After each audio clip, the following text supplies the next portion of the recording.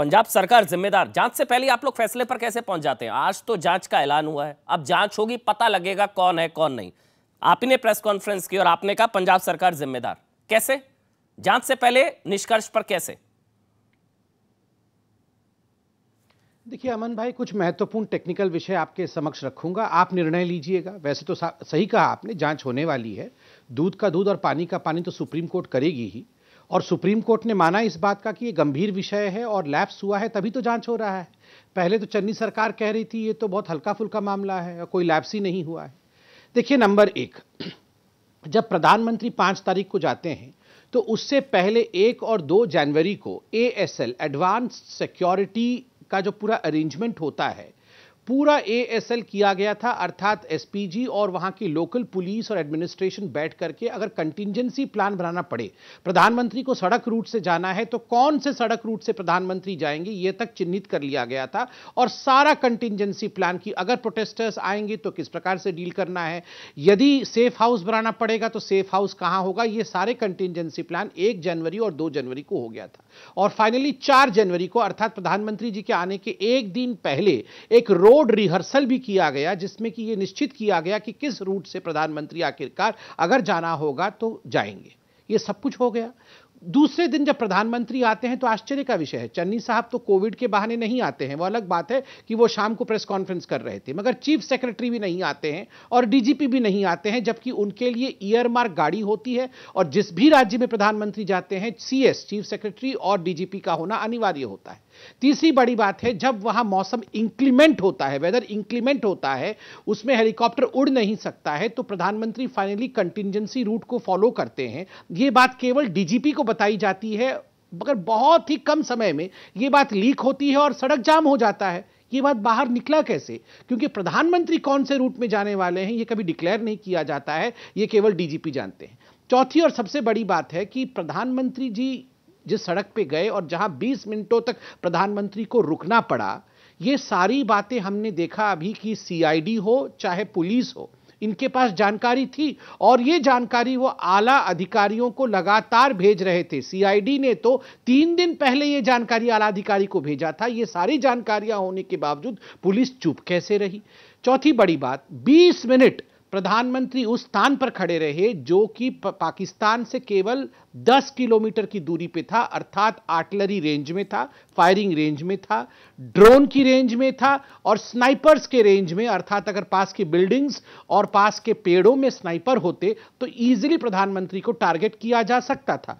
चौथी बात, आपने खुद वीडियो में देखा कि पुलिस वहां पर लोकल लोगों के साथ, जो तथाकथित प्रोटेस्टर्स इत्यादि थे, उनके साथ चाय पी रही थी, लचर रवैया था। और आखिरी और सबसे महत्वपूर्ण बात है जो एक स्टिंग ऑपरेशन के माध्यम से सामने आया है कि खुद CID के हमारे जो सरदार जी थे, सुखदेव जी जिनका नाम है, वो खुद कह रहे हैं कि एक रेडिकल ऑर्गेनाइजेशन ने कॉल दिया था कि प्रधानमंत्री को जो हानि पहुंचाएगा हम उसको रिवॉर्ड करेंगे, और ये 3 दिन पहले कॉल दिया गया था। और इस कॉल और इस चैलेंज को CID ने आगे भी फर्दर किया था, अर्थात आला अधिकारियों को ये सब कुछ जानते हुए भी आला अधिकारी चुप रहे, आलती पालती मार के बैठे रहे। ये लापरवाही नहीं, ये मिली भगत है। This is not carelessness, this is connivance. लापरवाही नहीं, मिली भगत है। अलका, थ्रेट नहीं था तो सुप्रीम कोर्ट ने जांच के आदेश क्यों दिए? यानी कि थ्रेट तो था। अमन जी, सबसे पहले अगर किसी ने जांच कमेटी बिठाई थी तो पंजाब के मुख्यमंत्री चन्नी जी ने ये बात कहते हुए कि अगर प्रधानमंत्री पर कोई आंच आएगी तो सबसे पहले उनका सीना आगे होगा, पंजाब के मुख्यमंत्री ने ये कहा। उन्होंने ये कहा कि हम जांच बिठाते और जांच कमेटी पंजाब के मुख्यमंत्री ने पहल करके बिठाई।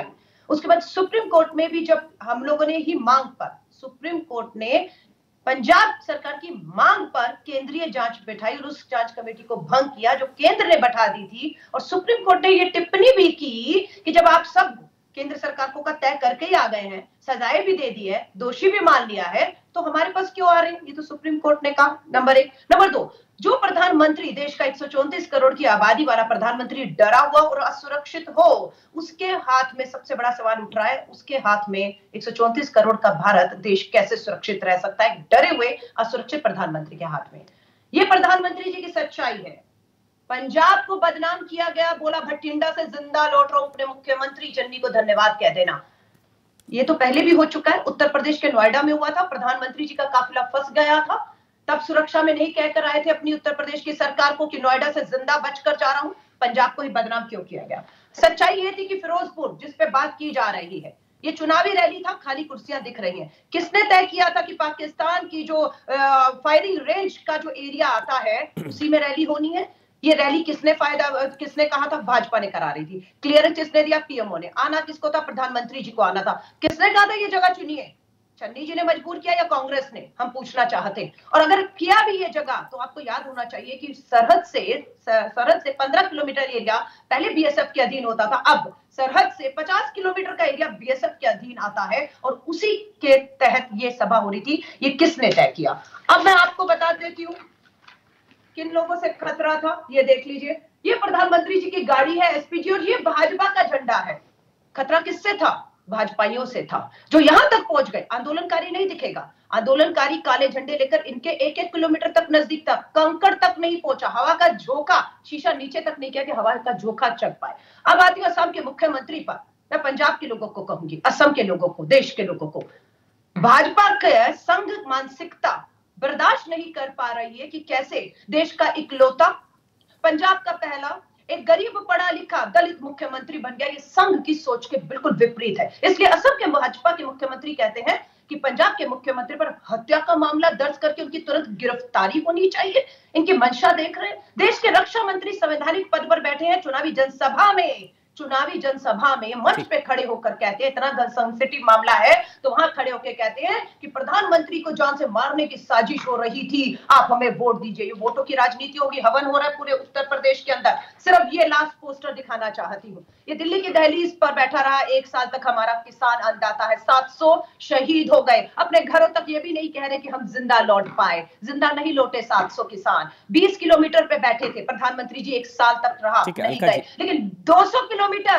वो यात्रा बाई सड़क अचानक करना चाहते थे। आप दोनों को 2-2 मिनट दिए कार्यक्रम में कहीं भी, क्योंकि ओपनिंग स्टेटमेंट जरूरी होता है। अब मैं सवाल ले लेता हूं।